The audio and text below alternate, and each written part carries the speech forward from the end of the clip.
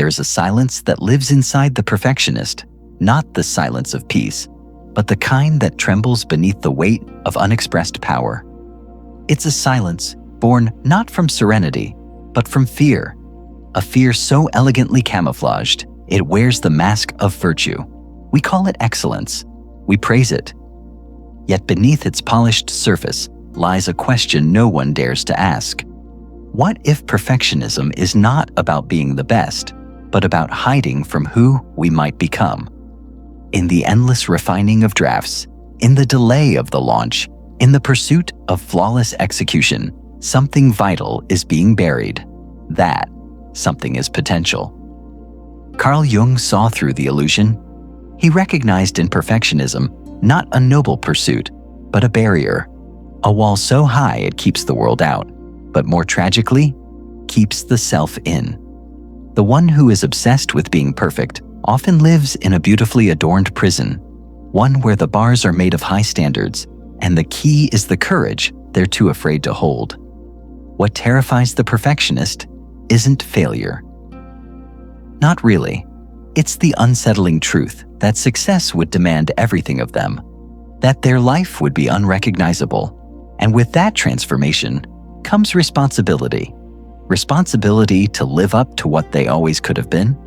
Perfection, then, is the perfect excuse. It is activity without exposure, motion without momentum. It is the art of postponing destiny. So they wait. And in their waiting, they plan meticulously, revise endlessly, polish compulsively, but they do not begin. Because beginning means risk. It means letting the raw, imperfect self come into contact with the world.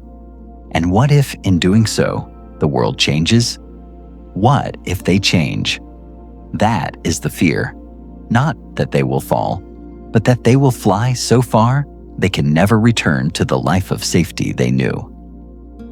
Jung spoke of the shadow not merely as a pit of repressed guilt or shame, but as a reservoir of unclaimed brilliance.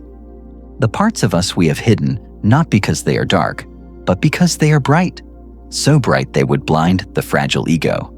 Perfectionism is the cloak thrown over that light. It is a persona built not to impress, but to protect. And it works. It shields the individual from the terror of exposure, of judgment, of facing the chaos of their own creative fire. But that fire does not die. It simmers. And when it has no outlet, it turns inward, becoming anxiety, dissatisfaction, a gnawing sense of insufficiency. The perfectionist is rarely at peace. Their outer world may applaud them, admire them even, but inside, they carry a storm of things unsaid, undone, unlived. Every polished detail hides a cry for liberation. There are those who think perfection is discipline. But often it is hesitation disguised as diligence, a noble way of avoiding the task of becoming.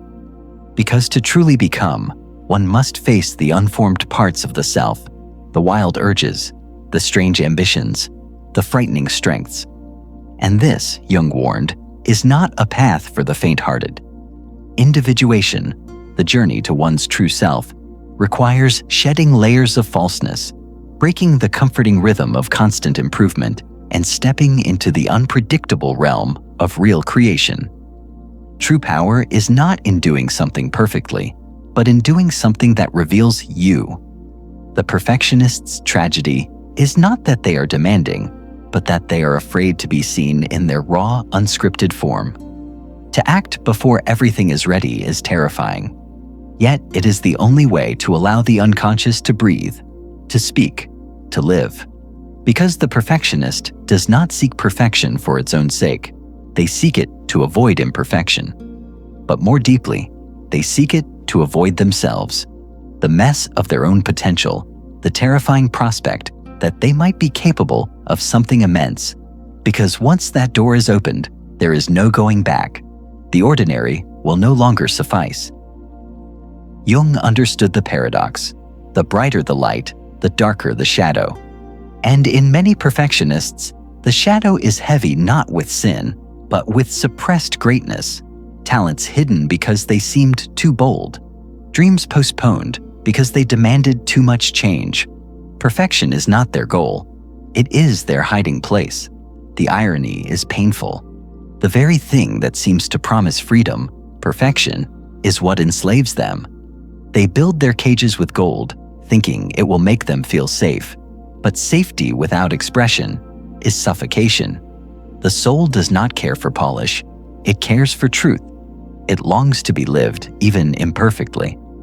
And so the shadow begins to leak. In unexplained anxiety, in missed opportunities, in the unbearable itch of unfinished things. The perfectionist waits for the perfect moment, and in doing so, lets life slip quietly past. They do not fall. They wither, slowly, silently. But what if they chose differently? What if they stepped forward without waiting to be perfect? What if they made peace with being seen in their rawness, their becoming, their now? That is the act of rebellion Jung called e-individuation. It is not about becoming better. It is about becoming whole, integrating the messy, powerful, unwanted parts of the self and letting them have their place in the light. This wholeness does not fear failure because it knows failure is the soil from which real growth springs.